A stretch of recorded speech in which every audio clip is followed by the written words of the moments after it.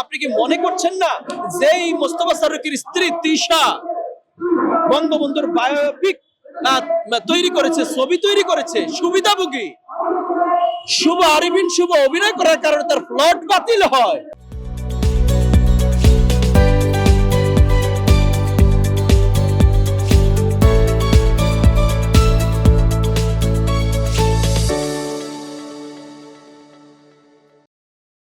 এদেশের গণমানুষ আমরা চেয়েছি, আমিও তো একজন রাজনৈতিক কর্মী, আমিও চেয়েছি আপনাকে, আমিও চেয়েছি অন্তর্বর্তীকালীন সরকার মানে সাহসিকতার সাথে কাজ করবে।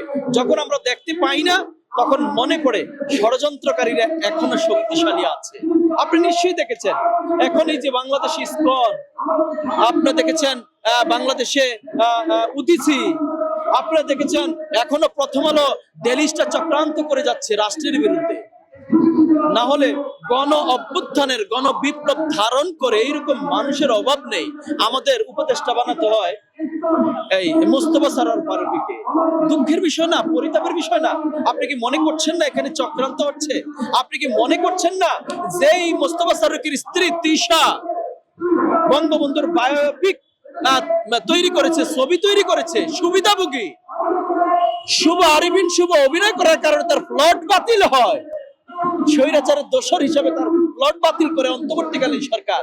অন্যদিকে মোস্তফা সরোয়ার ফারুকীর স্ত্রী অভিনয় করেছে, তাকে উপদেষ্টা বানিয়ে পুরস্কৃত করা হয়। আপনি মনে করছেন না এখনো চক্রান্ত বিদ্যমান? আমরা বলতে চাই, কঠিন হুঁশিয়ারি করে বলতে চাই, যারা ভারতীয় আদর্শ ধারণ করে যে সকল রাজনৈতিক দলগুলো এখনো বাংলাদেশের রাজনীতি করতে চান, তাদের কবর রচনা করব প্রয়োজনে রক্তের উপর দিয়ে। 24-এর গণ অভ্যুত্থান, গণবিপ্লব 2000 লাশের উপর দিয়ে, আমাদের রক্তের উপর দিয়ে। স্বৈরাচারের মুখে, জালিমের মুখে আমরা মুখে দাঁড়িয়েও আমরা প্রতিবাদ করেছি। সেই গণ অভ্যুত্থান এই দুষ্কৃতিকারীর কারণে ওই ভারতীয় আদর্শ এখনো ধারণ করে অনেক রাজনৈতিক দল রাজনীতি করতে চান। তাদের ভাষায় কথা বলেন, সাবধান হয়ে যান।